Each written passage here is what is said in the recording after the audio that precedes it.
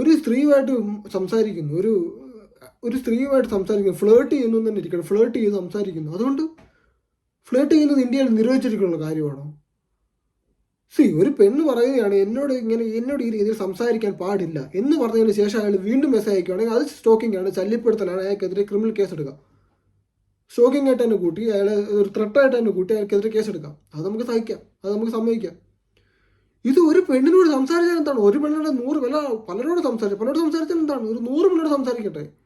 അതുകൊണ്ട് അതിവിടെ നിരോധിച്ചിട്ടുള്ള കാര്യമാണോ? ഇത് ബാക്കിയുള്ളവർക്ക് കിട്ടാത്തതിൻ്റെ ചുരുക്ക്, അതാണ് മെയിൻ. ഈ ഈ പെണ്ണ് കേസ് എന്തുകൊണ്ടാണ് ഇത്രയും വിഷയമാകുന്നതെന്ന് പറഞ്ഞാൽ വേറൊരുത്തിന് കിട്ടുമെന്നുള്ളതിൻ്റെ ഒരു വിഷയമുണ്ടല്ലോ. എനിക്ക് കിട്ടുന്നില്ല, കിട്ടുന്നുള്ളൂ. നമ്മുടെ സദാചാര പോലീസ് സമയത്തന്മാരെ കണ്ടില്ലേ?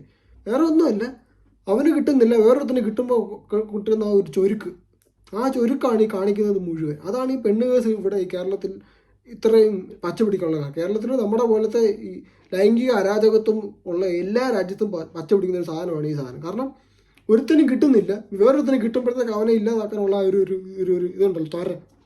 അത്രേ ഉള്ളൂ ഇതിനകത്ത്. അല്ലാതെ മൂന്നാമതൊരാളെ ബാധിക്കുന്ന കാര്യമാണോ ഇത്? ഏതെങ്കിലും ഒരു സ്ത്രീക്ക് സംസാരിക്കണം, ആ സ്ത്രീക്കും അവനും മാത്രം ഇടയിലുള്ള കാര്യമാണ്. ഇപ്പോൾ ഗർഭക്കേസ്